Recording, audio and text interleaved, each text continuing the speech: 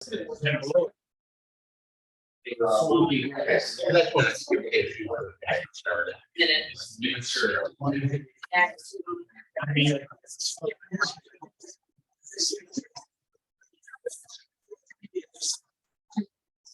yeah.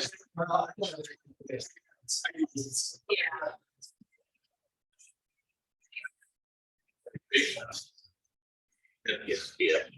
Yes, yeah. It's just, yeah, Teresa does it all the time. So it's 7 o'clock. I'd like to call the July 12th, 2023 regular council meeting to order. Would you please stand for the pledge? Pledge allegiance To the United States of America, and to the republic for which it stands, one nation, under God, indivisible, with liberty and justice for all. Thank you. First on the agenda is roll call. So please call the chair. Zimmerman. Here. Fish. Here. Mrs. Irish Black. Here. Mr. Yankee. Here. Richmond. Here. Mr. Benz. Here. Thank you. Let's see here. The next on the agenda, next item is reading and disposal of the journal. Does anybody have any comments or additions, corrections of the minutes from last month? Mayor Spencer, one just clarification on page 3. I guess it's the third paragraph down where it's referencing what I said. The last 2 sentences, just make them one sentence. It was sort of like one thought, and then after representative, it may not be representative, just add because it, like it's sort of like I was making a point about the fact that it was related survey. So I just want to make sure that's captured correctly. Okay. Thanks. Thank you. Steve, you have. Thank you, Mayor. I had a couple. First on page 4, it just dawned on me that under reports of committees that is most of the time the minutes for the planning commission meeting, because usually planning commission meeting meets a couple days before a meeting we usually don't have for prior month's minutes. So I think especially in at least last month and probably most of the months, it should say visitors can give reports based on the meeting or based on the meeting agenda item versus based on the meeting minutes, which are attached. It's those minutes that were attached in June were May's minutes. Does that make any sense? That's this. That was the first one. Second one's on page 6. Second paragraph from the bottom. Second sentence. The first sentence is there was considerable discussion at the planning commission. The next sentence is it was thought that the study that a detection system, it should say it was thought that pursuant to the study that a detection system. So the words pursuant to between the words that and the in that sentence. And thank you. And finally on page 7, by the way, it's a very extremely lengthy meeting and amazing. Did a really good job. Amazing job. It's always. It's always. But so Sure, that statement gets in the minutes. yeah, absolutely. So on the 3rd and 4th line, so the What page was that, Steve? I'm sorry, page 7, last paragraph, sentence starting on the 3rd line says it was thought that if a 1-year report back or 1-year modification was procedural, then we should impose it.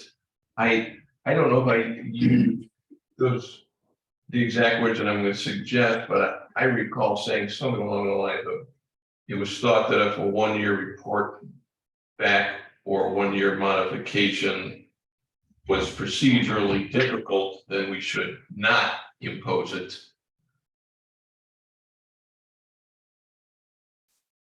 If 1-year report back or 1-year modification was procedurally difficult, then we should not impose. The thought, maybe that's what predicated the 5-year, a 5-year look back rather than a 1-year look back. Great, thank you very much. Thank you, Steve. Anybody else have other comments? Do I have a motion to approve the minutes as amended by council people Rick and Steve? I'll second it. Yeah, we have a motion by councilperson Vincent, seconded by councilperson Fish. Would you please call the order? Mr. Ackerman, Yes. Mr. Fish. Yes. Mrs. Irish Black. Yes. Mr. Yankee. Yes. Mr. Richmond, Yes. Mr. Vincent. Yes. Okay, thank you. Next item on the agenda is action upon any matter in which any resident may wish to present to council. Alex, no? Okay. No, you're good. I'm from Sugar Valley Times. I'm doing coverage here in the future. So Okay. Nice to meet you. Happy to have you. Thank you for coming. Appreciate that. Okay. Mayor, do you have a card or some contact information? Just I didn't bring my cards with me, unfortunately, but I do have, if you want to exchange, my email is, if any of you want to write it down, it's Alex, ALEX at Sugar Valley Times, all no caps, no spaces, CHAGRINVAL times.com. And my phone number is 440-591-3540. And that's my mobile. And yeah, if you have any, just anything, press releases, any events, from respective, committees or anything, shoot me an email. Yeah. Great, yeah, that was I know, like for Head for the Hills and stuff, we do other. Yeah. Thank you. I've got you in your house as well. Okay, seeing as there's no residents, which I expected to have some residents, we're going to move on to reports and communications from the mayor and other municipal officials, and I will start. I really have a pretty brief report tonight.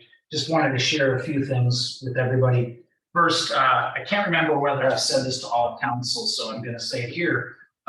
We, as a village, are going to be required to move our website platform off of the platform that the county is running for us right now. They've decided they're not going to do this type of work anymore. So a couple months ago, they contacted Sherry. They gave us a little bit over a year to move. So they're generous amount of time. I think roughly about 11 months to go. Sherry's been leading an effort to look at other platforms, and we are going to be required to rewrite it. And we've already talked to 2 companies. We talked to one a little while ago. We talked to one today, and I believe we're going to talk to a third.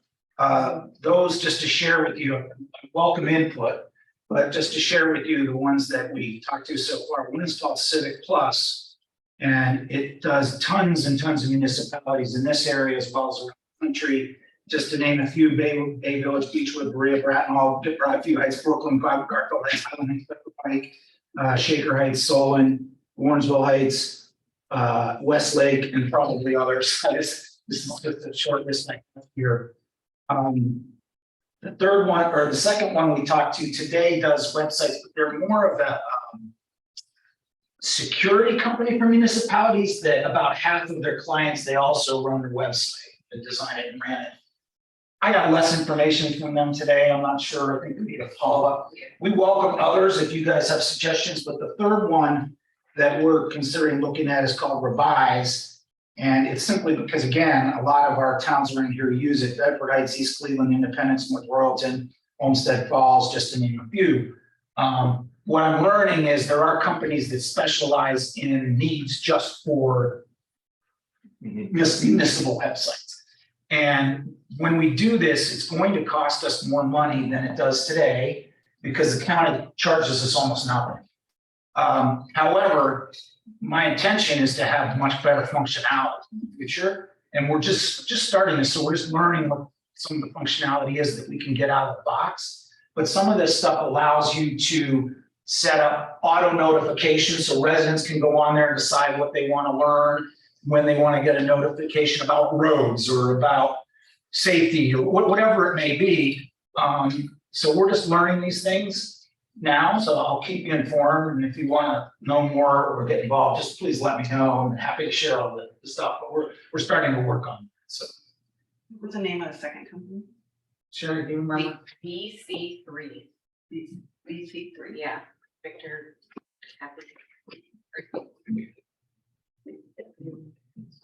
So, and Jeanette, I know you know a lot about IT work, so if you have suggestions or even if you see them, I have I've had time to solicit feedback from both Pepper Pike and Beechwood because I know the mayors and they're very happy with Civic Plus. In fact, Pepper Pike is working on a project, I think they both are, to do some upgrades and changes and they're sticking with them. So I kind of like that. Just because, I'm getting good feedback and I can talk to other mayors on that list that I just haven't had time yet. But again, I'm open to thoughts, so just wanted to share that with you. I have one thought, are we gonna put together any kind of an RFP or anything to like with a, kind of criteria for what we want in a website? I think we will need to do that. We've gotten a quote, and it's not a full RFP, but we've gotten a quote from the first one. We have really rough ranges from the second. We haven't talked to the third yet, so. Okay. But I think we will need that as part of our, as part of how we. I'm next to a web designer at home and so I only hear things, so I don't know much about it, but I know enough to know that there's lots of ways you can do things. And so I think it might be helpful, Yeah. just to have that laid out, because I think you can go this way or that way or the other way, with this kind of thing. I'm sure Jeanette could probably elaborate more than I could, but anyway. Okay, thank you, I appreciate that. Second thing is just a real quick survey update. We have 95 surveys. I was kind of hoping for more. They're still coming in, but not super fast. So if,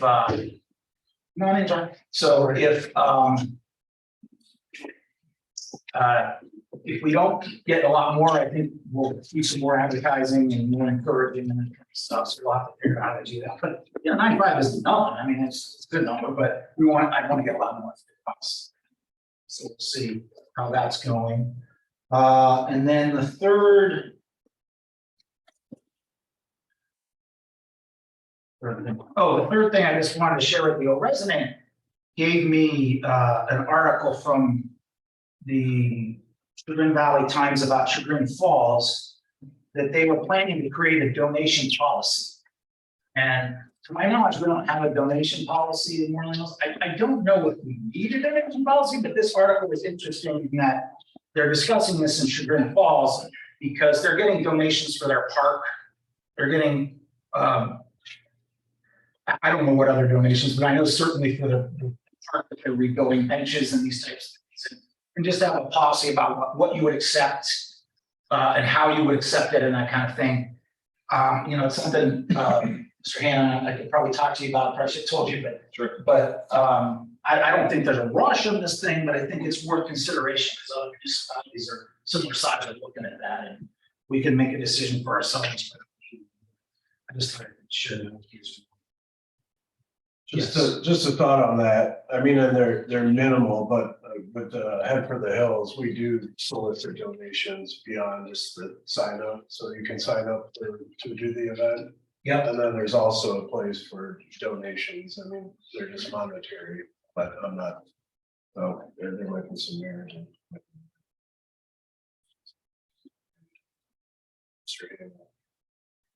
Share that with us. Okay, thank you. Thank you. So that's all I have. If you have any questions, I'm happy to answer. Okay, thank you. Looks like some residents did come. We're gonna back up to. That's okay, John. We're gonna back up to number 3 briefly here. action upon any matter which any resident may wish to present to council. And John, I would ask you to try to limit your bullets to 2 minutes. I'll be a little lenient, but. That's Yeah, hopefully it's more than this. You have to share. Sure. So.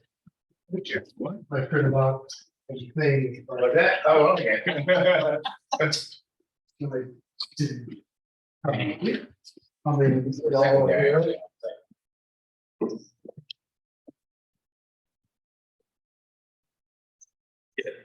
Oh,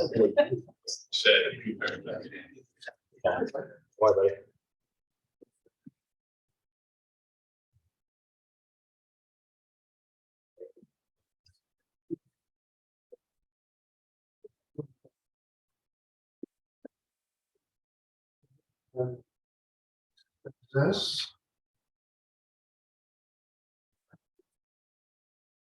This. This I did for you.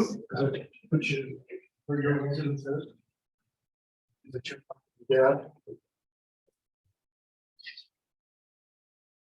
This is. My residence. This will all make sense, it'll speed me up.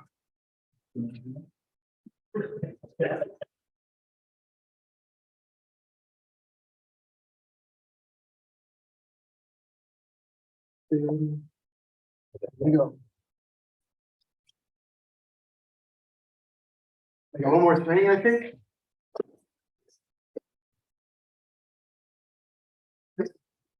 This one, what's funny about doing it to you, I don't mind, maybe hear it back from me, I didn't necessarily they know that I'm coming today. So, You didn't tell me you were returning your bullets. yeah.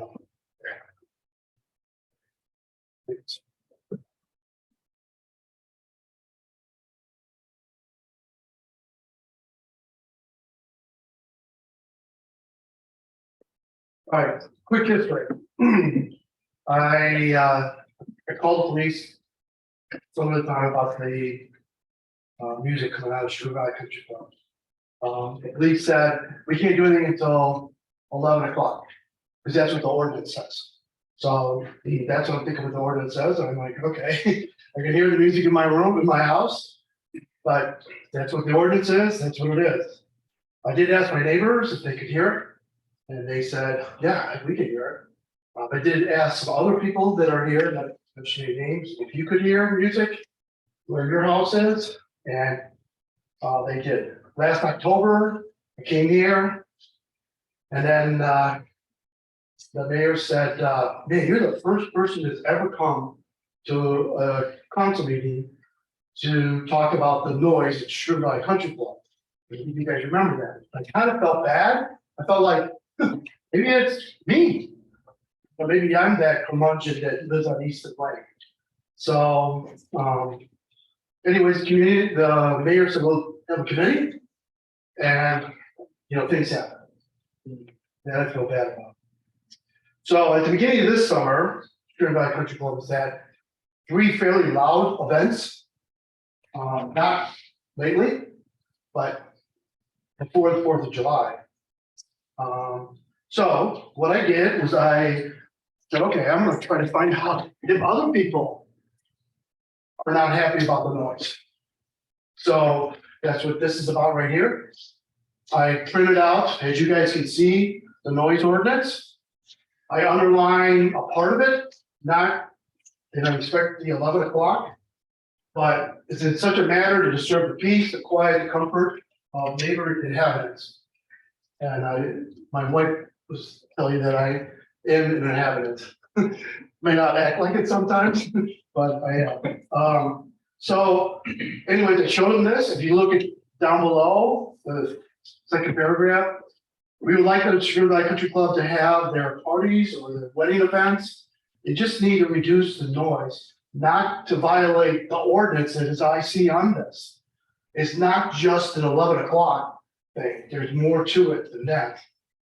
So I went around and I got people to sign, and to my surprise, like the person from, lives on Sam Mitchell, she goes, I thought I was the only one who called the police. The guy over on Pebblebrook, I thought I was the only one who called the police. And a lot of them were, I want to tell you, this is not against you guys. That's what they were saying, and they, oh, the guy from the down Mitchell. I thought my wife was the only one who called the police. So they were glad to sign this. Yeah, as you can see, there's an awful lot from Easton Lane, maybe they like me.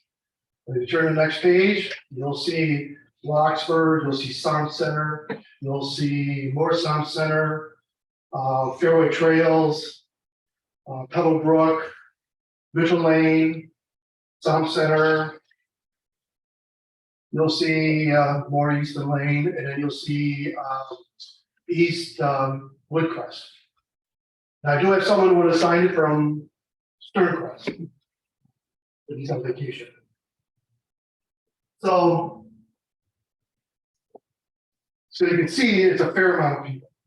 And you can see the area in which we're talking about. So to number 3, what's safe? What's a safe noise level? Well, if you look at this colored chart, you can see here, you know, if it's 120, which is, that's a rock counter, to 110,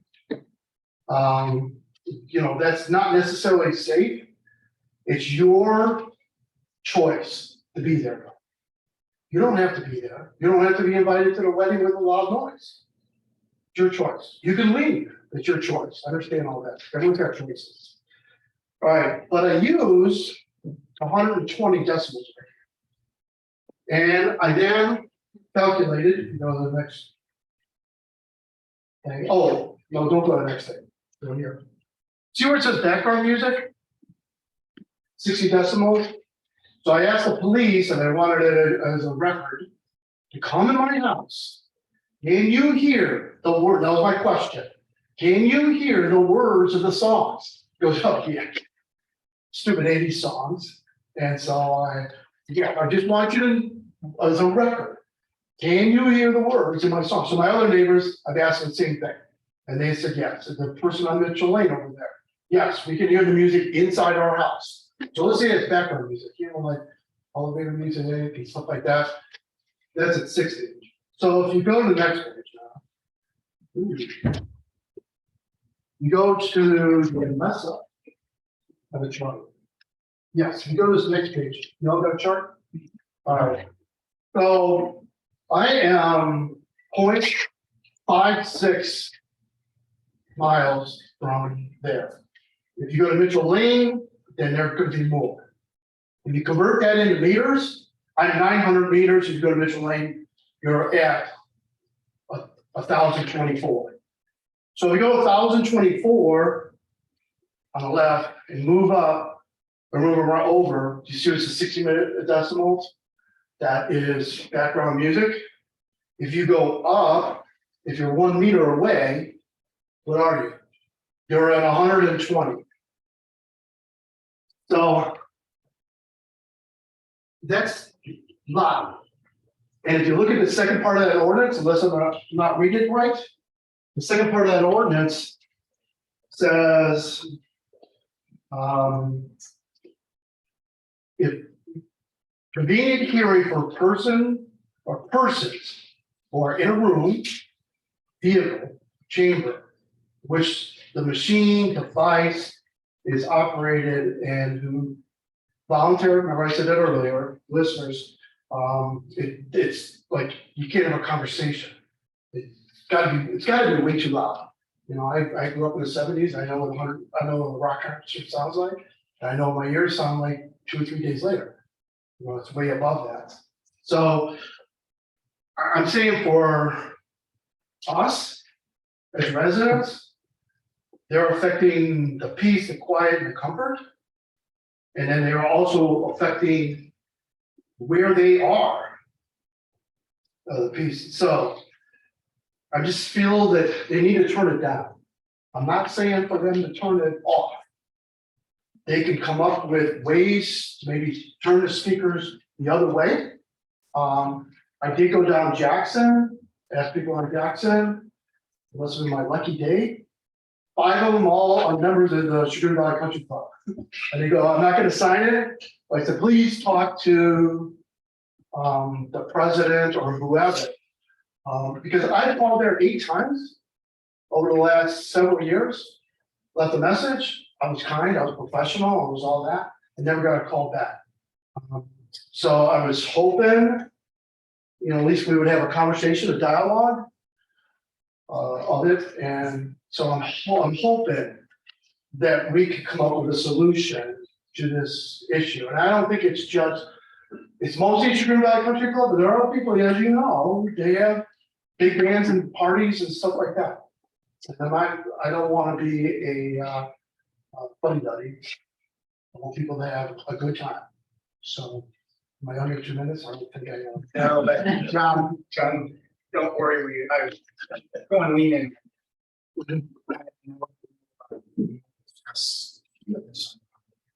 guess I don't have an answer or a solution for you right now, but I'd like to share a little bit since you talked to me about this before. And I knew you were coming or expected you to come. I was like, where is he? And he didn't meet me. I had that conversation with Sugar Valley Country Club with the manager. I've not come up with exact solutions with him, but he has said that he wants to work with the members because he wants to be a good neighbor. Good.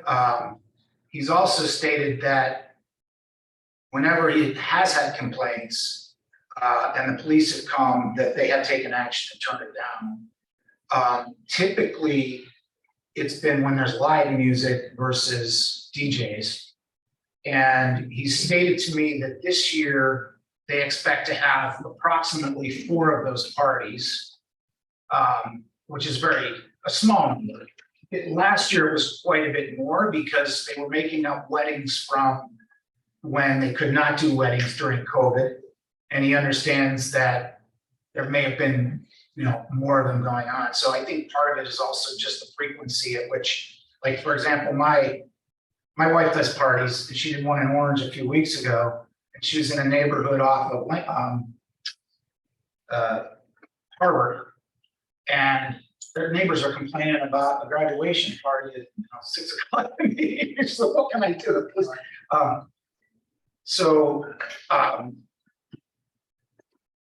I'm just saying, if it's intolerable and continuous and all the time, that's more of a concern than if it's very infrequent. However, if it's unreasonably loud, that is an issue, and we'll need to figure out how to address that. I will say that I asked our chief also to give me the number of complaints that we've received from Sugar Valley Country Club over the last 4 years, and it's not that many. So it's 1 in 2020. It's 4 in 2021. However, 2 were on the same date by different people. There was 1 in 2022. I took some notes. That one was around 10 o'clock.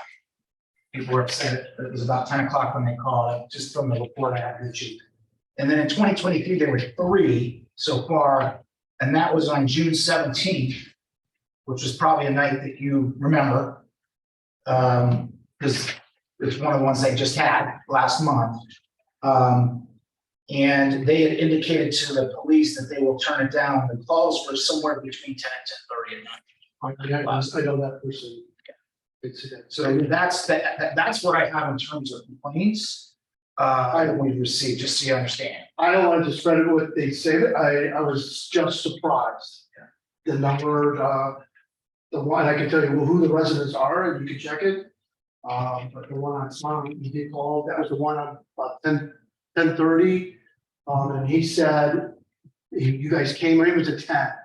You guys came, and then they called again because it wasn't turned down.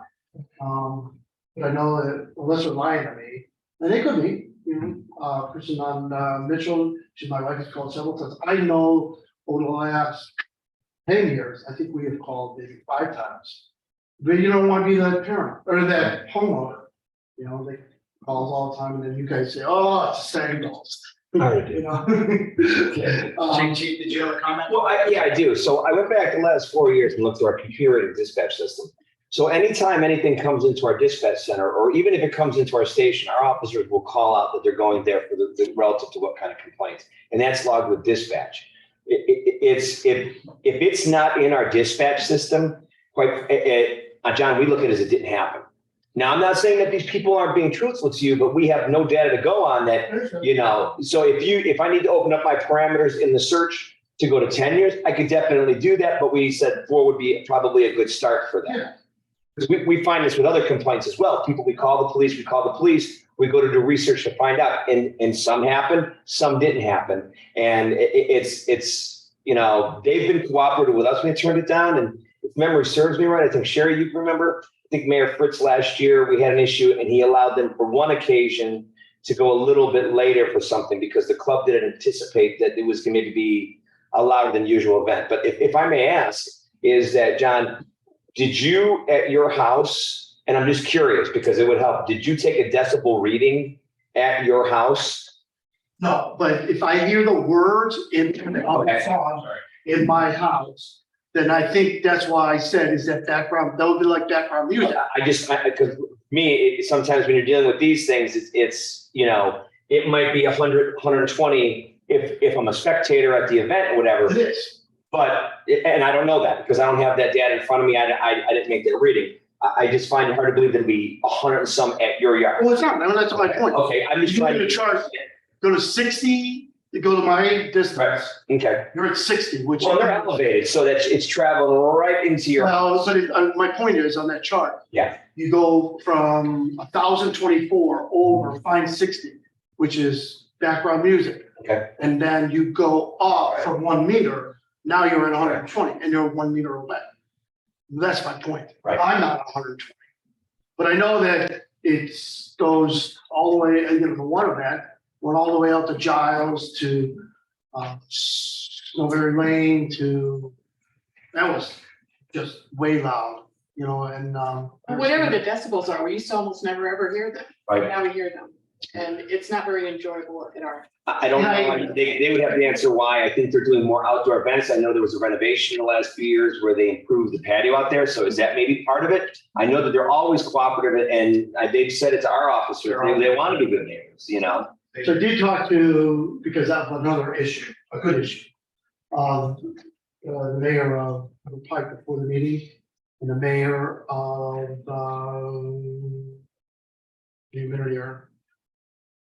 it was Pepper Pike, sorry.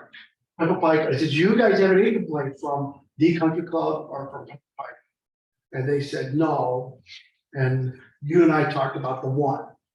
And I understand that one. But the mayor Bates said, I don't hear anything. And if you look, they didn't like me, but I got a decent size scope of number of names. Said, yeah, it's too loud. It's on them. Well, I spoke with the general manager at the country club in Pepper Pike as well, and he told me the same thing, which I think I mentioned to you. Yeah.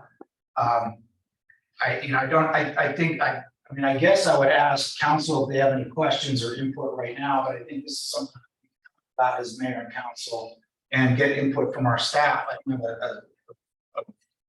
An answer for me today, I understand your concern. The club is well aware of it. What I will say is the next event they have is in August. So we've got a few more weeks before they have an event, and I think we can try to evaluate the loudness of that event when it comes. Is one thing I would suggest.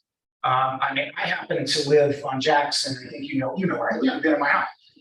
I don't hear it, but again, maybe it's the trees and the topography and everything else, but I'm pretty close to you, as you know. I just don't, but I believe you that you do. So I'm not trying to say you don't. But I don't know if council has any comments. Has anybody gone, or the police chief knows, setup they use? Is there an option to turn them, although there's people all the way around the country club out there? Is there a way to aim the music in a different direction, or put some trees up to block it that's right around that event or something? There's some sound barriers that. Patio is situated as such that it faces, I'm looking at the building right now, it's on the north side of the building. And they're higher than even us. So if you look at when they have their events, it's basically, if that's where they're having them, which I would assume, it's pumping the music and it's really going this way. So, I mean, that would be something for them to do, set up. I mean, it's. And you have the speakers. I wonder too, if there could be more speakers instead of one speaker, fewer speakers that blast so hard to get it to everybody. If there isn't a, sound engineer or something that would come up with a more surround sound kind of thing, so they can hear it just fine. And we don't have to hear it because they're not trying to The issue blast it so far, so hard. Probably have is if the band shows up with its own equipment and sets it up. I don't think it's a safe sound system. Yeah, so It's my understanding that's music, hearing like DJs, which they would. I guess the only thing I would offer is that on construction sites, what we find very effective is sound deadening equipment, fencing, barriers. And sound is a weird thing. Sound is one of those things that you've said a couple of times before, if you're high, there's a bowl effect or there's a bouncing effect or whatever, so you may not hear it next door or something like that. It's very difficult to pinpoint, but at the source, if you have some kind of just some kind of very thin material, it'll deaden it. It will work. It has worked on construction sites in my experience. So that might be something to suggest to the company. Question two, just, I guess, keep this close to you, is that, I mean, do our police officers have sound meters? No. Okay, It's not standard equipment. got it. There I mean, is, it is something that we could purchase if we needed to, but we don't have a decibel. Okay, well, I was just curious, if Right, they right. had it on hand. No, yeah. I don't know how accurate it is, but you can put them on your phone. Well, the problem with some of that stuff is that if we were ever to cite for something based upon a decibel meter, you got to go back to show the calibration, the certifications and whatnot. So is it something that we need to invest in? Can we invest in? We could. Do we need to invest in? I guess it depends upon cost and how often we would use that. So, but if something goes to court, they want to see all the paperwork that verifies its calibration, like our radars. Pulling up on that, and that's what was, one of the reasons I asked, is just to have objective measurements, especially if the council couldn't do anything, right? It's Right. kind of, well, what's an objective way of handling these? Which is also probably why you asked about the decibel. Exactly. I mean, I know your auditor has it, but I'm not going to take my. Just like our building inspector has a comment to make, he's up there on the screen. So, Paul? We actually have a decibel meter in the building department, so we can lend that to the police department to use. If that's what you want to do, but then we're going to need, if we're going to do any kind of enforcement action based upon those readings, we need to have certificates, we need to have training, we need to have all that. If it goes to court, we're going to be questioned on that. And Bill, Mr. Hanna, you could attest to that as well. There's a lot that goes on behind the scenes that we would need. Well, I guess at the beginning, I wasn't suggesting necessarily using it for enforcement, but just for benchmarking and referencing, right? So like for we could say, okay, well, this is what range we're talking about in an objective way, even for our own just legislative aspect of it. But I agree with you. I mean, if we're using it for enforcement, that's different. But I wasn't suggesting using it. Well, why don't we do this? We have an event coming up in August. Is that I'll assign somebody to it. I can go ask Mr. Kowalczyk to show us how to use that equipment. John will come on over, make sure there's some coffee for us, okay? And we'll hang out and we'll sit there and we'll get so we know. So we know. That's definitely something that we could do if everybody's agreeable to that. No, I think I would like to do some more exploration. I started to after I had the conversation with John. Right. I don't think we're ready to make any decisions. No, but this gives us an idea. Concern, but I would like to do a little bit of research. I just don't know what the course of action should be. Mayor, if I might, along those lines, the current noise ordinance in Moreland's codified ordinance does not contain that decibel reference. No, it doesn't. So, And I was gonna mention that. yeah, It's a subjective. correct. Quiet to you is different than quiet to you, kind of thing. Right. Comforted to you is different than comfort to you, so it's very subjective. Well, I mean, it does have some standards arguably about, people being in the room or in the chamber, et cetera.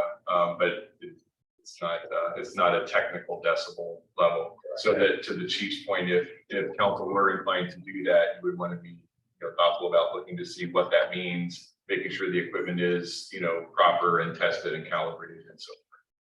Yeah.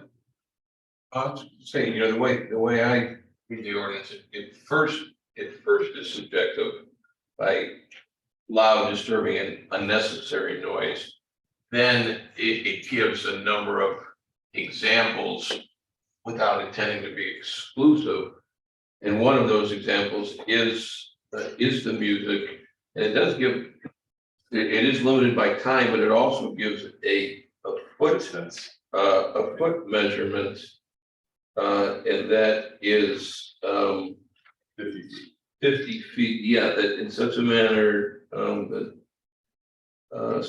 set operation between the hours of 11 and 7 and in such manner as to be plainly audible at a distance of 50 feet from the building, structure, or vehicle. Of course, before that, you've got the subjective words in terms of, as we talked about, in such manner as disturb the peace, quiet, and comfort of the neighborhood. But so it does have a little bit of objectivity. I know over the years, we have been, sensitive, and we have changed hours. We put in additional language regarding construction and landscaping equipment. I recall us looking at it and deciding not to consider a decibel level standard for a lot of the reasons that the chief mentioned. But it certainly, to me, it doesn't mean that we shouldn't council the whole meeting all review the statute to maybe do some research and see whether it is or isn't appropriate to look for additional language, or at least to consider, in the faith dissent. Thank you, Steve. So if you're gonna do the meter, the building departments, I recommend you do a baseline reading. In other words, go to the location, read what it is there, you know what I mean? Because that is important before you start saying, oh, it's at this decibel. Yeah, but it's at this one at the start, right? And that's important to people get used to sounds. Like there may be sounds all around them, and that's and to your point about maybe why not a pure number isn't in there. Like some numbers, there could be a number that is, I don't know what the right range is, but say it's 50 or something, and we're all used to that. We don't even notice it. But so it sounds bad to be at 100, but maybe we're it's. So I think that would be. It's not just calibration of the machine itself; it's the location where you're going to read the sounds. I'm trying to say, take a baseline. Right now, the event hasn't started yet. We're at whatever it is, going blank. Thank you for coming, John, Yeah, and thank you for- expressing it. yeah. You should join us some comments from council, and we will take some of the actions we talked about here, and we will deliberate as council and mayor about it. And I'm certainly going to go meet with them. Thank you. And you're also welcome to stay for as long as you like. Listen to some more goodness. So they were going to say, and I did stay, and he said, you're the first person that stayed the whole time. John, do you want this back? I don't know, Well, you know what? I feel more Let me comfortable. keep on, because if you're gonna do this, at least I have this. like, Where is it? No, I can see it. The one that I have the needs on. Yeah, we shared. Yeah, that's one. I will add while we're on the topic, where I live on Giles.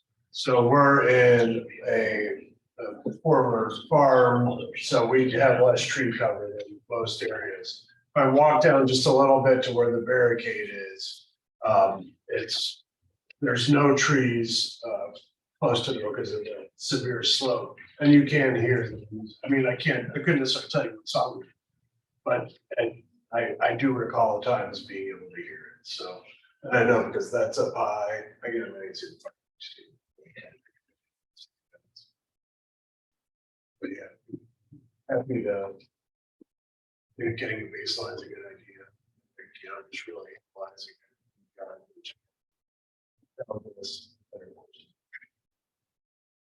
Thank you.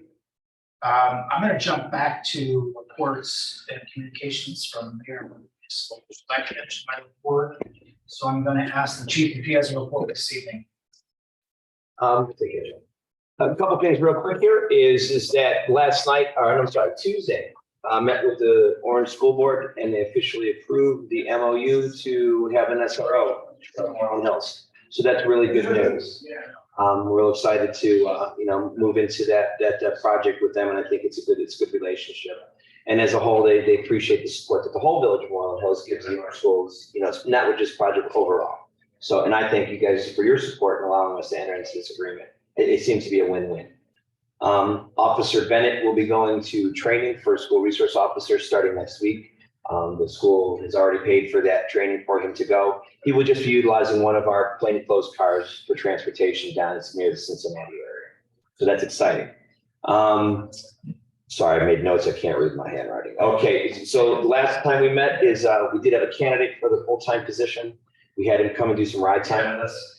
That gentleman, young guy, decided to opt out and withdrew his name from consideration. He was a young guy from Akron PD. I think he still wants to go out there and have some fun. He was very complimentary of Moreland Hills, but he said he just doesn't think at this point in his career. So that being said, I sat down with my lieutenant and I've been working with Mr. Hanna on updating, improving our application.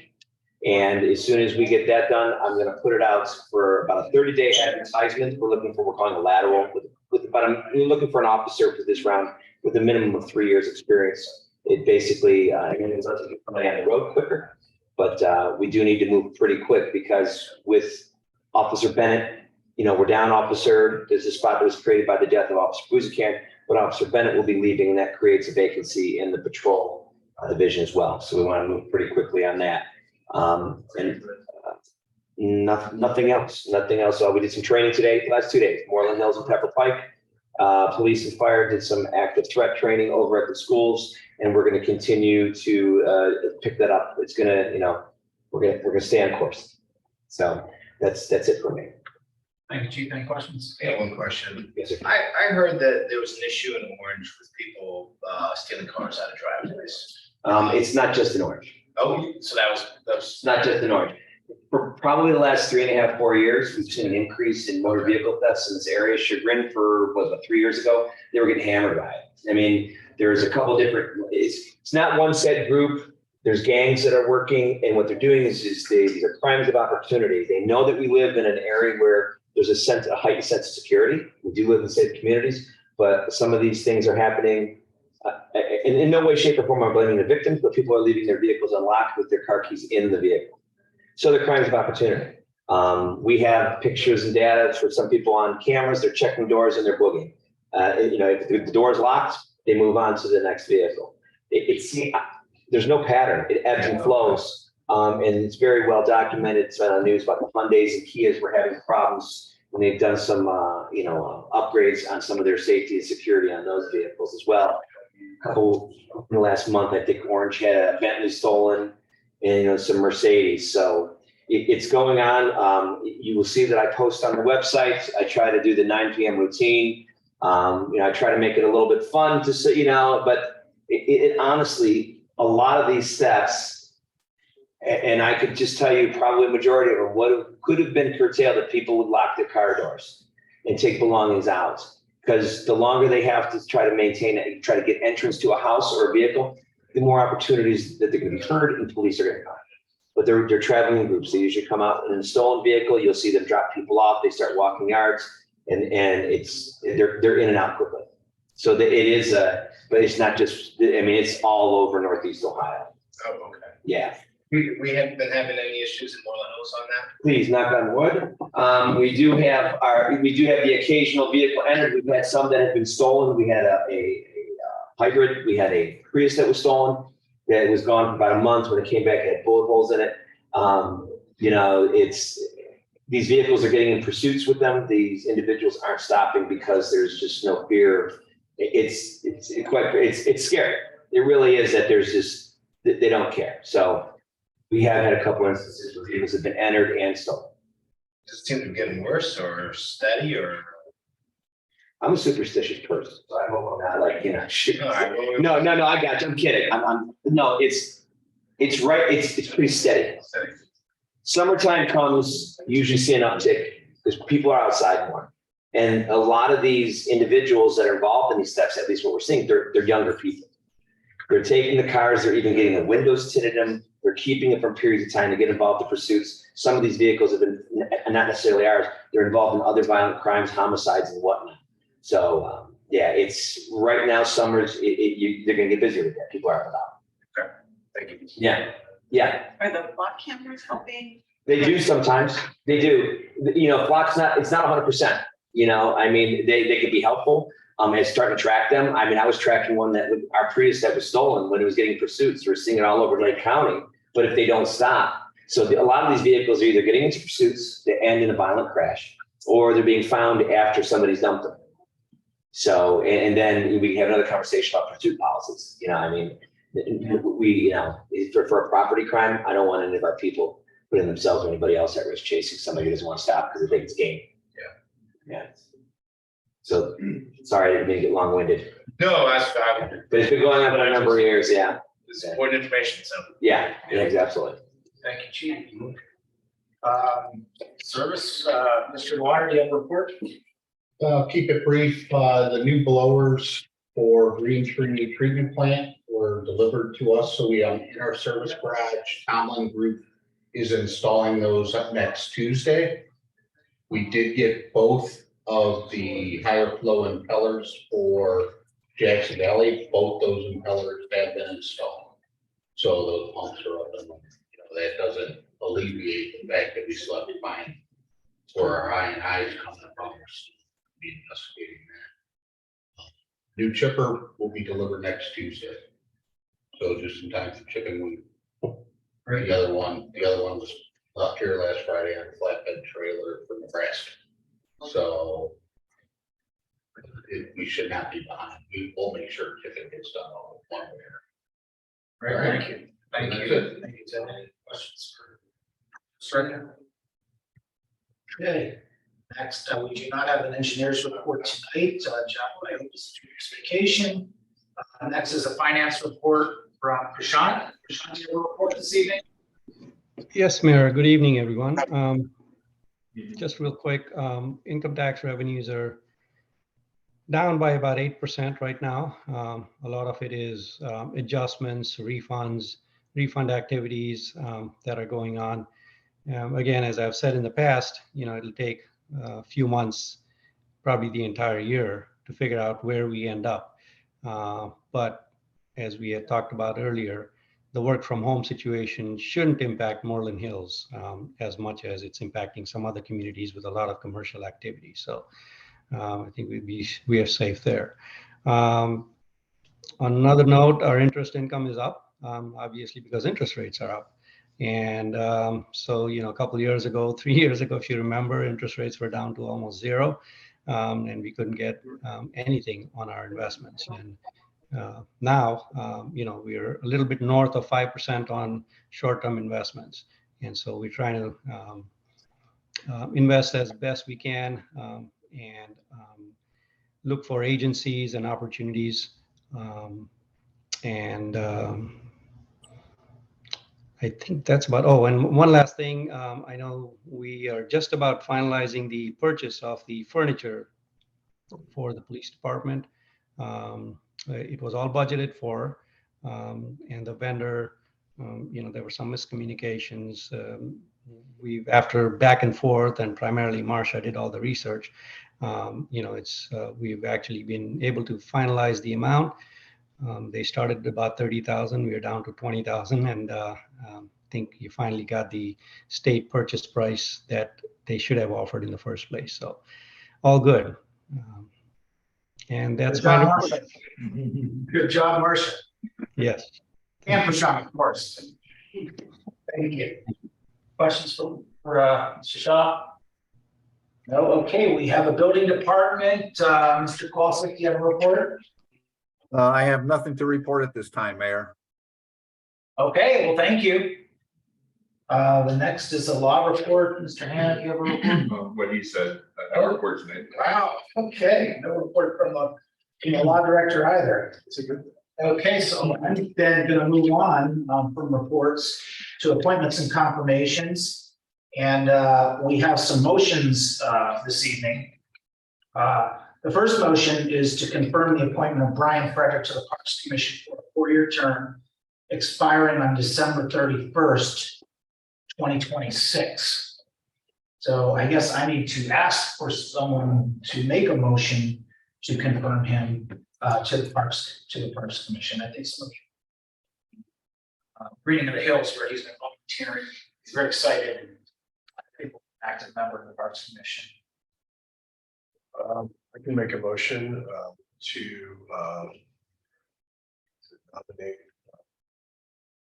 Confirm the appointment of Brian Frederick to the Parks Commission. Second. Yeah, I don't know if that was a tie, I'm not quite sure. I Yeah. think the Council President made a motion, seconded by Councilman Richmond. Councilperson Richmond. Derek, would you call the roll? Mr. Peppermint, Yes. Mr. Fish. Yes. Mrs. Irish West. Yes. Mr. Yaki, Yes. Mr. Richmond, Yes. Mr. Vincent. Okay, the next one is a motion to confirm the appointment of Saki Melly to the Green Commission as part of the student civic leadership program. Councilperson, do you have any comments? about Yeah, that? I'll make a couple of comments. Let me get my- So we, as I think I said, we received five applicants for the student civic leadership. Sappy, it's pronounced Mally, right? Sappy Mally, she was the top scoring, and it's very close, though, very close. And I'm just gonna read just 2 lines first that I really like, is she said, I believe that by being consistent in implementing small acts of change, the effects will compound to have larger lasting impact. And small everyday acts towards community improvement should be accessible to everyone and can be some of the most impactful ways to facilitate change. So I thought that was a theme that kind of carried through her essay that was very impressive. And like our previous years, you know, the winners of these contests can they're beyond their years and maturity. She's very excited to start. She, however, is on vacation this week, and she was in a night class last time. But she said, I told her, don't worry about it. You know, this is why the summers, we understand. But she is planning on attending the diversity inclusion meeting on the 17th. And if approved by this council, Mr. Hannah said that it would be okay if I swore her in at this meeting so she can get going right away. So with that, so moved. Second. Okay, we have a motion by Councilperson Emmerman, seconded by Council President to confirm the appointment of Sappy Melly to the Green. Mr. Peppermint, Yes. Mr. Fish. Yes. Mrs. Irish West. Yes. Mr. Yaki, Yes. Mr. Richmond, Yes. Mr. Vincent. Yes. Next motion is again a Sappy Melly motion because as David has mentioned, she's going to be on the Green Commission and the Diversity and Inclusion Commission. So this is a motion to confirm the Inclusion Commission as part of the Student Commission. Is there someone like to make a motion? Second. Okay, we have this. Followed by Councilman Yonkin to confirm Sappy Melly to the Diversity and Inclusion Commission. Would you call it, Sharon? Mr. Emmerman, Yes. Mr. Fish. Yes. Mrs. Irish West. Yes. Mr. Yaki, Yes. Mr. Richmond, Yes. Mr. Vincent. I'll actually agree. I also talked to Joy, and she's on vacation. She's excited to be move on to the Parks Commission. But both of these young women, their answering machine messages are very like They both made me laugh. It's always like, leave message or jump, whatever. Both of them independently have those types of nonchalant messages. It's cracked up, cracked up. I just wanted to share that. That's great. Yeah. Okay, I'm gonna now move on to communications, petitions and claims, of which we have none this evening. So the next item on the agenda is reports of committees, and we do have some committee reports this evening. The first one is BZA and planning report from the meeting on July 10th, Mr. Richmond. Thank you, Mayor. The Board of Zoning Appeals met as well as a regular planning commission meeting. We had one item at the Board of Zoning Appeals meeting, and that was a request for a 40-foot setback variance for a master suite addition on Sterncrest Drive, 95 Sterncrest Drive. While it's a large variance, the Planning Commission looked at a number of factors which we believe were unique and justified the variance. One of which is this is a corner lot, Sterncrest on one side, Old Farm on the other, and even though our code does have such a thing called a side lot line for a corner lot, it's in effect two front, there's in effect two frontages, and their main frontage complies 70 feet or on Sterncrest, and the other frontage arguably, it is a side lot, even though it's another fronts another street. So that was one factor. Another factor was that it was a master suite for a couple that expressed getting up in years and tough to move up and downstairs, and wanted a master suite versus a large recreational type use. Also looked at the fact that there were a number of letters, including the letter from the across the street neighbor and other letters from other residents on the streets supporting the variance. Also, there's a tennis court and a shed that are currently at the point where the new addition would come out. So there's already some improvements that are already on that extended line. And it's also a 1 floor versus 2 floor, and the addition itself is in harmony with the rest of the property and the rest of the properties on the street. We did call for a condition that there be, even though there is decent landscape screening, that there be additional landscape screening for that. So that was the Board of Zoning Appeals matter. There were 5 items in front of the Planning Commission.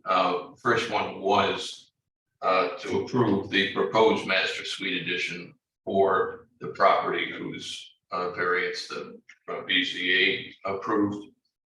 Second was approval of a portico and garage door modification on Ridge Creek Trail.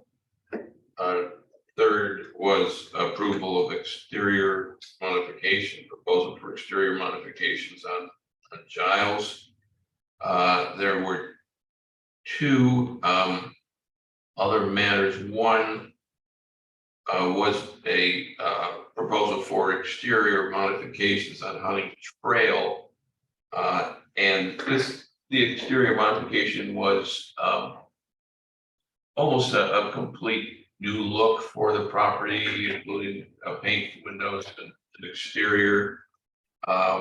And this matter was continued into until the next meeting. Commission felt there were a number of details regarding materials being to be used and methods of construction on the exterior. Commission also recommended, well, it's not required, that the commission also recommended meeting with the architectural review board to make sure the owner, architect, and the review board folks are on the same page to help it make more likely an approval of those modifications, or very closely to that. And the last item was item that was a preliminary discussion rather than an actual approval. This particular addition and alteration proposal mainly did not come with a site plan, and planning commission needs a site plan when someone's putting an addition on, because there'd be no other way to see whether that addition would cause a need for a variance based on the setbacks. They did not have that, and our village's reviewing architect also had a number of issues with the design and lack of details on the plans. But the resident did ask for, and this happens sometimes, to still have that date to have a preliminary discussion. So again, the object being that they would be able to come back and have more probability of success with the kind of details that are needed in order for the planning commission to make a determination. That's my report. Thank you. Any questions for Mr. Regan? Okay, we had no facilities or roads and safety meetings due to the 4th of July holiday. So I'm going to move on to the Parks Commission report from the June 19th meeting. Council. I do not have an update. I was on vacation. They did it via Zoom, and I was driving down I-77, so I wasn't able to. And I did not receive the minutes yet. So as soon as I get those, I'll To the Green Commission report, the July 5th meeting. Mr. Richmond, do you have a report for that? I did not prepare a report for the Green Commission, but if I can find the agenda real quick, or if you can help me out, I know we did talk about recycling, and particularly Mr. Gorin, one of the new members of the commission, had excitable interest in recycling and additional marketing efforts that we could propose. We happen to have the times there as well, and they exchanged some information, and I understand Mr. Water providing them some information as well to help increase marketing efforts for more and better recycling. In other words, what we can and can't be. Very good job in that. We also talked about having some additional meetings and or I don't say lectures, but additional events at the pavilion for the Green Commission, along the lines of the power motors and versus electric blowers and that we had done the last time.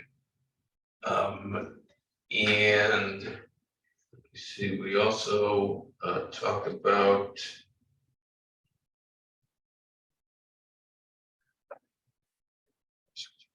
I know there were a few stats that Mr. Sachinsky, I always have trouble saying his name.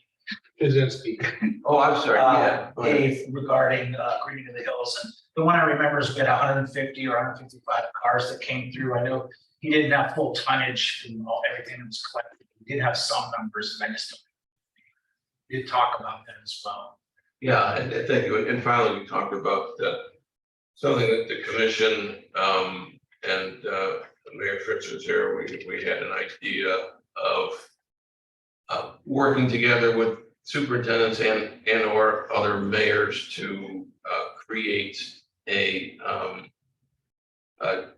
grant contest to Orange and Chagrin students in order to along the lines of improve the environment. And I think they were really just basically at the early stages, the initial discussions, and perhaps David and Mayor and the Green Commission, maybe at our next commission, we talked about just getting together and trying to add some meat to the bones of what we want to do. We just basically we're trying to figure out what the schools were doing versus what the Green Commission and others are doing, and we all came to the conclusion, and they were all very impressed with what we're doing, bringing in youth into scheme of things, and so we thought, well, what can we do to help additionally spur more contributions from youth, and that was basically what just what we talked about. Thank you, Mr. Richmond. There was a diversity inclusion meeting on June 20th. We've not received a report yet, so I don't have anything to share there. That's the end of the reports. Committees, approvals of bonds, contracts, we have none this evening. So I'm going to move on to ordinances. We have three. It's been a light legislative month. The first one here, let me get is ordinance 2023-36. That's an ordinance amending section 15302 of the code of ordinances, quote, paid holidays, and memorialize the use of such holidays as floating holidays for police and employees. And that goes to Mr. Vincent. Yes.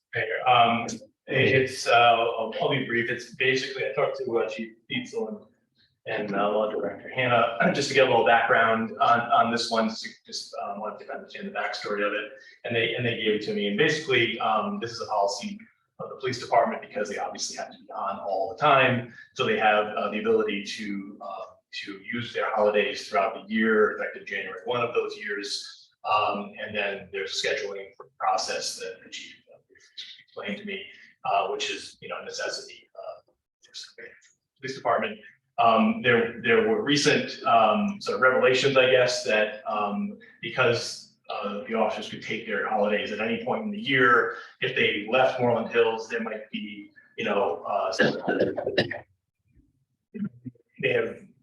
we want a way of recouping the money that they may have gotten from those holidays if they leave before the holiday actually comes. So in other words, if they take Christmas in July, then they leave in August, then we should be able to get the Christmas holiday money back. So that's basically the backstory for this, I don't really see any problem with it. It's sort of codifying what is already happening but just providing a little bit of protection.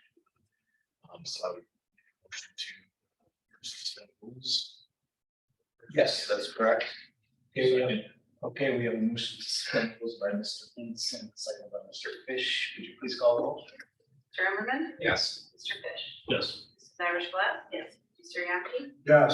Mr. Richmond? Yes. Mr. Vincent? Yes. And motion to pass. Okay. Second. Or I'm sorry. Let questions. yeah, I was going to ask, and Mr. Hannah, if I have a motion for an amendment to this should I have asked that prior to suspending the rules, or can we discuss that now? You would typically make it after the motion to adopt or to pass, so that's. Oh, okay. Yeah. All right. So we have a motion to pass 23-36 by Mr. Vincent, seconded by Mr. Emmerman. Are there questions or comments?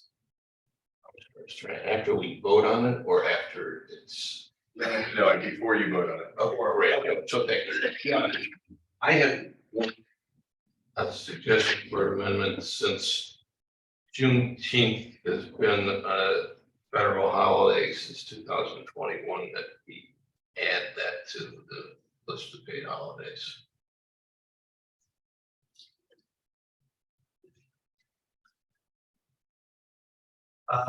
I would say that, at least my view and the council view is that I would rather have further discussion about adding that as a paid holiday.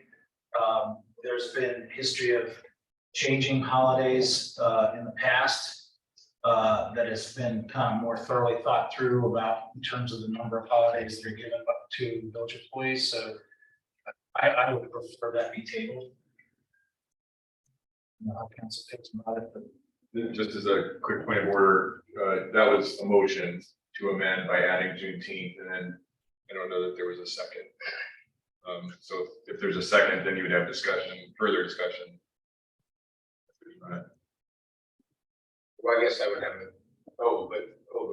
we'd wait till the second to see if there's discussion. is there a second? Second allows us to have a discussion. Is that what you're saying? Yes. We need to pass.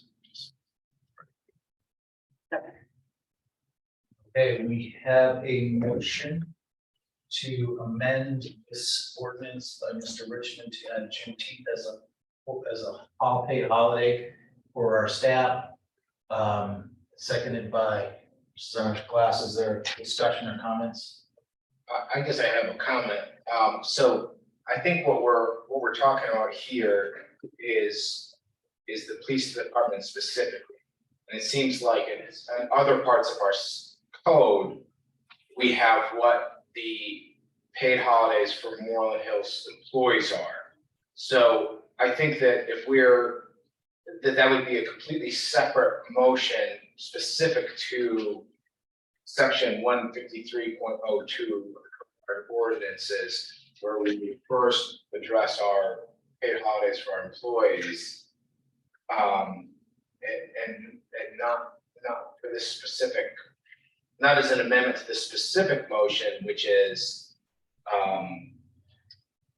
specific to how the police account for their floating holidays. I'm not against the idea of exploring adding Juneteenth as one of Hill's holidays, but I think that is a separate from this particular motion. I didn't think so, because I understand that the definition or the paid holidays, section 15302, is amended to read to include all the paid holidays, and it's also amended to discuss and talk about the police department employees, but that the existing section 153.02 is the place where the paid holidays are listed. That is correct. Oh, okay. Yeah, 153.02A lists the paid holidays. B was eligible employees, which is all that was there previously, and that was amended a year and a half ago, with having to do with sort of half days around Christmas, New Year's, etc., weekends. And then the new language that would be inserted if 2023-36 is adopted is in a new subsection C, specifically for police department employees. But it is all contained within 153.02. Which is getting repealed in its entirety and then replaced with its entire text. Correct. Section 2 says. Not adding the C part. Right. Right, so taking it all out, so then therefore you would. This would be the Add place that to- into the. My, I guess, common question is, for holidays that have already passed. If it's already passed, it would not be, would it be included in this year? As a holiday that they could use time for?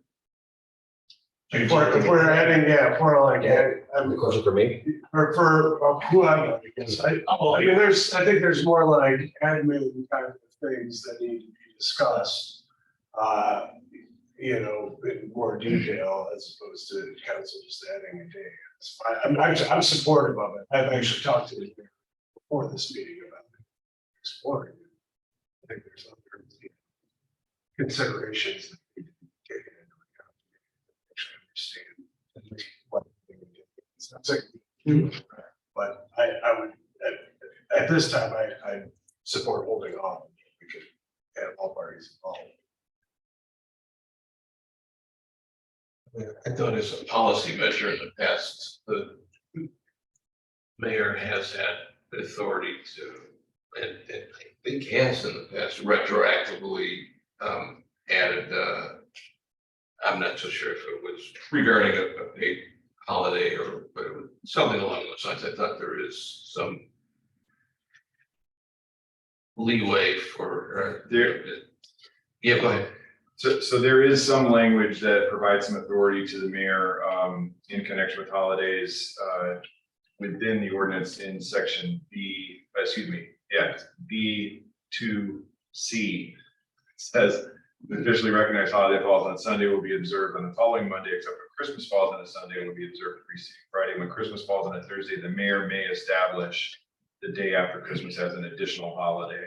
And the same is true with regard to when Christmas falls on a Saturday. So that's the grant of additional authority to the mayor to make a certain day a holiday. But with respect to the point about the effective date, this is styled as an emergency measure, so it would become effective immediately, which would mean within 2023, so that if council were inclined to make the change to expand the definition of holidays, it could do so without any qualification, or it could include Juneteenth, beginning 2024 or something like that, or after, to make it clear how it applies for the current year. I'd be fine with that. How many holidays, paid holidays do we currently, at least 92 hours. 92? We don't operate on 8-hour days, so that comes up to 92. So the holidays, the ordinance, Mr. Fisher, or there's 12 plus 2 personal days, so effectively 14. I said, I come from a different place, right? Corporation, we have 10 paid holidays, and they change every year, depending upon, the women. So it's here one day, there, change, but it's the second day. So their thing is, I mean, if you're talking, and again, not against it, but you've got, how many officers are there? Right now, 17. Okay, so, Not all of those get time. I have 2 part-timers that don't get any kind of holidays. no, I'm just thinking, and it's not dollars, I'm thinking from your sake, from scheduling, you're taking another 8-hour day times 17, so how many more hours you have to make up for somewhere? I assume, if you don't leave the streets empty, right? We have a minimum staffing of 2 per shift. And if this is adopted as amended here, this will not just apply to police, this would apply to the entire. Everybody. Okay. But Yeah, I mean, I think in this spirit of our diversity and inclusion commission and the spirit, and because of the fact that it is a federal holiday, I don't know if there are any federal holidays that are not listed on this list. I didn't recognize any. Thanksgiving days. Well, I mean, there might be more on here that are they're rating for office that aren't on this list. And in that spirit, and as an added respect for those employees of of color and as a added benefit to our working employees overall. I would be for it. Thanks. Can I ask a question of Prashant? I'm generally in for the consideration of this, but as we have Prashant here, and we have others, I mean, Prashant, how would this generally shape up? So when we do payroll, we get timesheets from the police department. They show, what holidays were taken. And to quote the example that we just heard, if somebody has taken Christmas holiday in January, for example, and they were to leave the village's employment in July, we would claim back on that last paycheck that we pay them. We would claim back the 8 hours or 12 hours that they had for the holiday. So we would short that pay because they had used time that was not allocable at the time. So. No, I guess I meant more of like fiscally. If we added an extra 8 hours? Sorry, my mistake. Yeah, and Mr. Fish was, on point. It would probably impact the police department the most because they would have to backfill people who would be taking that extra holiday, I believe. And, there may be some additional overtime or use of part-timers. So that's the only, I guess, fiscal impact I see if by adding that holiday. And of course, nobody would be at Village Hall, so there wouldn't be any services being provided to the residents either. So I guess then I just as consider, I like the idea of that. It's not like the chief. I'm just curious if you have an opinion right now, if you need to think about it. If I support that as a federal holiday, our employees have asked about it, and I really don't, I know it's been briefly discussed. If that's what the council wants to do, I definitely support it. Well, Sean supports it, and the chief supported, I support it. I'm just curious about, we keep going back to the police, and I think it's a little confusing because the motion is about pulling holidays originally, and as the mayor said, it's about all of the employees. And I'm not frankly sure how many other Moreland police there are besides police and things like that. Police department, we're talking about services of everybody, right? So I think, Prashant, I guess one clarification to you is with the entire Moreland Hills employee list, if everybody got an extra 8 hours, is that any kind of financial impact to the village? No, like I said, I think the only financial impact would be in the police department. Yeah. Okay. Got it. Thank you. And if I'm allowed to add, usually the way we do, and I'm not trying, we don't usually allow individuals to take a holiday if it causes a shift short in the overtime. At the same time, we do everything we can, even though we're down people, to make sure that they get the time that they deserve because they've earned it. It would be my responsibility to make sure that it's covered with the minimum mandate. I also, give it. Yeah, that I read everyone in the room answered my questions. So I guess what I'm hearing is there's no really, it's the police department only, Prashant. I just wanted to make sure that this is thought through because this has not been discussed at all.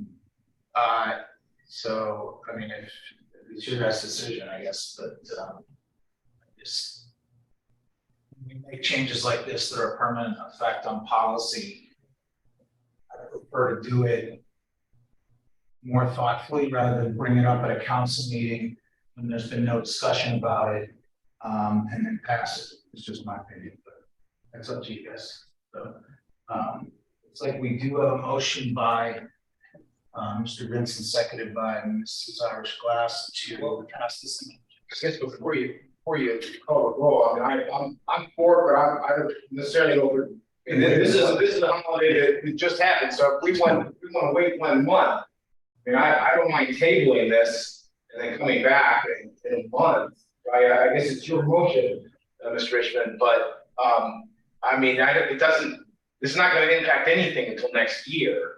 So we could wait a month and then have people. We generally know that people seem supportive of it, but if the administration is asking for some time to think it out, then I'm okay waiting a month, because it won't make any difference if we do it this month or next month. Yeah, just to clarify what I was saying, I'm not against it, I'm not saying against it, I just haven't thought it through.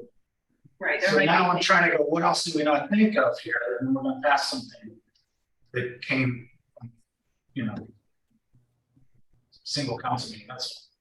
Yeah, It's not- I I don't know enough to be, I mean, I'm supportive in general, that, I mean, it's the same question, if it's a federal holiday. In fact, when it came up, I was asking Sherry, do we have, I was asking her. And she found out some other municipalities when you're doing that. They've not adopted, why? We haven't yet taken action, and there are a number of others, that Beechwood, I believe, Orange hasn't. And I don't know the reasons why they have, I just like to understand it. Solon's the only one I know.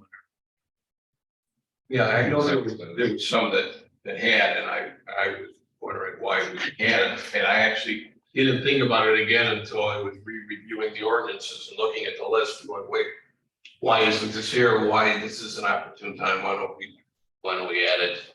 I think it was only created in 2021, maybe, or something like that, you know, so it hasn't been around to your point about, you know, why we haven't yet, I think maybe this is. But, yeah, so, and I'm also fine tabling it and thinking, let me think about it too. I didn't mean to say for the board, make a motion to. I just want to clarify, my opinion, what's the down against this, it's not. Just to say, okay.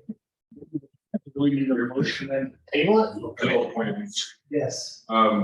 So, the legislation as drafted was set to take effect immediately so that anyone who, now this won't, not a lot of it will probably apply this year. But I guess the question I had specifically was, are you withdrawing the motion to add Juneteenth for now and taking action on the underlying ordinance, or are you proposing to move the entire ordinance to next month? What I was suggesting is to pass the ordinance as it originally presented. Okay. And then evaluate and potentially bring an ordinance to make Juneteenth a holiday for all employees as a separate ordinance, which would be simpler and easier, yeah, and then next month or whatever. I'm not trying to be difficult. I'm just, the staff, I don't know, if, you know, we talk financially, we talk, employees have asked, we've got the, staff heads and mayor, I hear you on the one hand, on the other hand, I just, I don't know what other, you know, not repercussions, but what other issues,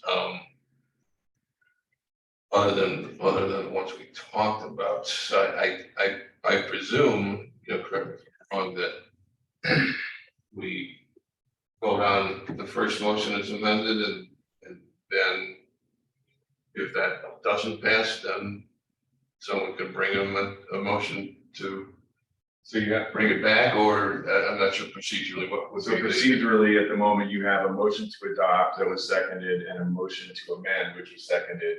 So the next step is to vote on the motion to amend unless it's withdrawn. Motion to amend is adopted, then you'd be voting on adopting the legislation as amended. If the motion to amend fails, then you would have the opportunity to vote on the legislation as it reads currently. Would, Steve, may I ask you a question? Yes, What's the urgency for passage tonight? again, no urgency, just seemed like an opportunity. I mean, I guess to some, you know, urgency was, hey, why hasn't it been celebrated since 1860 when it first came into being? I'm just looking at the other you know, the other hand, why not? It's here. You know, because then we have other things to do, and then it gets forgotten, and it doesn't happen next month, and then it gets lost. I don't see that. I don't see that. We vote to put this on first reading and as a whole, I mean, if we also don't need this underlying ordinance this month, we could put it on first reading. We do need it. Oh, we did it, yes. For the other reason, yeah, I mean, if we can, if we're committed to make this, an agenda item to amend, it just seems silly to, to amend something we just amended the following month, but if there's a commitment for us to put that in effect on the agenda for next month, then I'm thrilled, but I like to see it just kind of fall by the wayside. Yeah, I mean, from hearing, there's no opposition that's been presented. I think, the mayor simply, why we did talk about it. I mean, to just kind of think about it in 10 minutes and say, okay, let's do it. Like, I think we're in support of it. We just need to figure out how, make sure we, what Isn't it, T's dotted and I's crossed or whatever they say. isn't it, again, an example to that, like one other consideration would be, does that get added and something else come on? Right? And I'm not saying that's what I would advocate for. But I mean, that could be, I mean, there's more than one way to add it to the list. So I'm definitely supportive of adding Juneteenth to paid holidays, but I do want to respect the administration by not putting them all on the spot and asking them right here, right now. And I think that you're getting a commitment that it would be on the agenda as a proposed ordinance in some form next month. Yeah, and maybe we put it on the agenda for the council of the whole, so we can talk about it. So with that in mind, maybe that's not the administration on the spot, as I say, it just seemed like the opportune time. So with all that's been said and the consensus here regarding that, I'll withdraw the motion to amend. Okay, so as a procedure, if Steve has withdrawn that, so do we go back to? Pending motion to pass. Okay, so because that has been withdrawn, we have a pending motion to pass the ordinance 2023-36 as originally presented. And that was made by Mr. Vincent and seconded by Mr. Herman. Would you call the roll, Sherry? Mr. Ackerman, Yes. Mr. Fish, Yes. Mrs. Irish Glass. Yes. Mr. Yaki, Yes. Mr. Richmond, Yes. Mr. Vincent. Yes. Okay, thank you.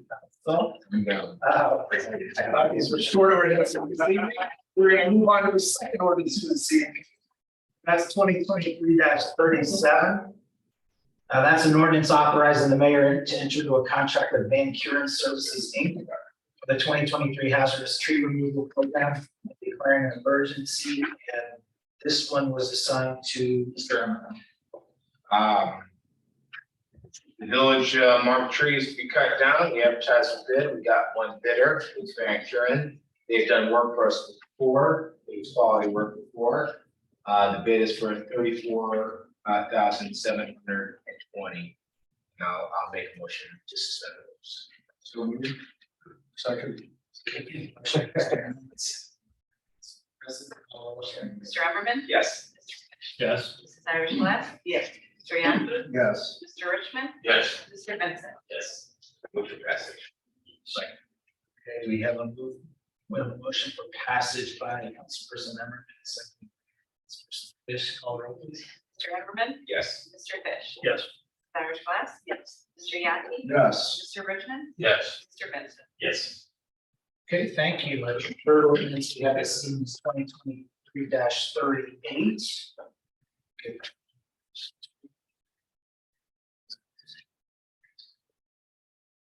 Okay, this is a transfer ordinance providing additional appropriations, transferring items already appropriated and declaring an emergency, and this one goes to Councilperson Irish Glass. Thank you. I reached out to Prashant to help me out with this a little bit. It seems pretty straightforward. It's just appropriations to cover the vehicle that was budgeted at 44,000 and the actual cost came in at 46,900. So additional funding are needed to cover that cost, as well as the Bedford port costs. the original $5,000 that was budgeted the past 2 years. The activity level were low, but increased and it generates more revenue, but also consequently more work costs to process the tickets. And then the transfers for the police and fire levy are our normal monthly transfers. So I will make a motion to suspend rules. Second. Okay, we have a motion to suspend the rules by Councilperson Irish Glass, seconded by Councilperson Fish. Call roll, Okay, please. Mr. Everman, Yes. Mr. Fish. Yes. Mrs. Irish Glass. Yes. Mr. Yankee, Yes. Mr. Richmond, Yeah. Mr. Vincent. Yes. Any question? I have a question. Is it, I'm asking you, I guess, is it expected that the Bedford court costs are, why were they driven up so much? And is it something we're budgeting more money in the future for? I have an answer for that. I do know that some of our, what's the word, enforcement activity has been down. Okay. So, I mean, if you, I don't have an answer for that. We're gonna amend our budget if we're assuming now. Yeah. Sean is looking to make a comment. Go ahead, Sean. Thank you.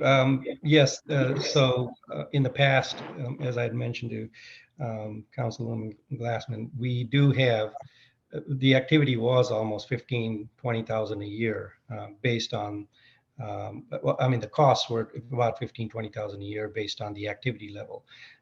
With COVID, that activity level stopped, as we all know, and it's actually picking up a little bit. But there's also another issue. The Bedford courts had an error in their accounting system, and they were also billing us less than they should have. So some of that is just a little bit of catch up. Future state, again, it'll all depend on the activity level of citations, police department, prosecutions, so on and so forth. And also the court costs themselves, they keep rising. I've seen it around the county. Most courts have seen an increase in costs. And even if there are no tickets being written to bring revenue in, those costs still have to be allocated to the communities that participate in the court. So again, just like the chief, I can't predict the future, but I see that cost going up, and we will be budgeting additional amounts next year. This is an annual cost, not a monthly. I was assuming this was per month or something. Okay, thank you. You're welcome. Okay, we did have a motion in a second. I'll second. Or No. did you motion? Okay, we have, sorry. Question for the Sean. I want to make a motion to approve ordinance 2023-38. Okay. Started by second by Mr. Fish to approve 2023-38. Please call roll. Mr. Everman, Yes. Mr. Fish. Yes. Mrs. Irish Glass. Mr. Yankee, Yes. Mr. Richmond, Yes. Mr. Vincent. Yes. Okay, and everyone, that's the end of the ordinances and resolutions for this evening. I'm gonna move on to miscellaneous business. Does any member of the council have any topic they would like to raise this evening? I just have a question about events that only, I know there are a few things I've seen like on Facebook, but when I went to our website, they didn't match or show what was listed. I'm wondering if we can get that updated. Sure, I think so.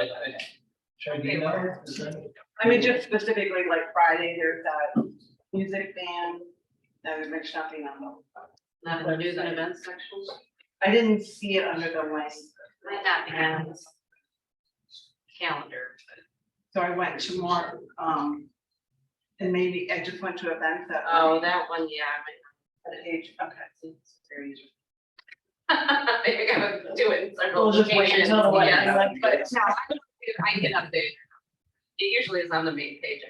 News and events, anything. This is in the purely newsletter. selfish. I just want to know if there are food trucks Friday night. I don't want to miss anything. Can you put that up for sure too? I guess she has to go to multiple places. Well, yeah, but I usually put anything made like on the news and events section. We do have a section that we created under Lane Pavilion for more in the hills, but we have this year, so I usually forgot. I think I updated the yoga. Okay, yeah, it's here under news and press release. Yeah, that's where I put a lot of Right. language, okay, I guess maybe just copy and paste. it. yeah, or like it, whatever. Now I know what it'll take. That's good. Anything else anyone would like to bring up? No residents online or in the room, so I guess, do I have a motion to adjourn the meeting this evening? So moved. Second. We have a motion to adjourn by Council President Young, and by Councilperson Fish, please call the roll. Mr. Emmerman? Mr. Fish? Yes. Mrs. Myers West? Yes. Mr. Yaki? Yes. Mr. Richmond? Yes. Mr. Bennett? Yes. Thank you, everybody.